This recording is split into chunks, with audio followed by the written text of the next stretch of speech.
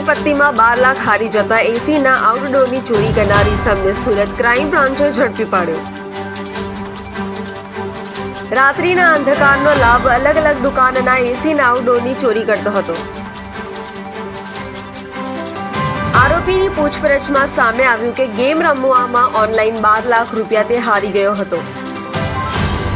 પોતાનું ગુજરાન ચલાવવા તેણે અલગ અલગ જગ્યા પરથી એસીના આઉટડોર કાઢી વેચવા માટે એક ગોડાઉનમાં ભેગા કર્યા હતા. જોકે આ બાબતે ફરિયાદ નોંધાતા પોલીસે એસીના 10 આઉટડોર સાથે આરોપી ચેતન લખાણીની ધરપકડ કરી.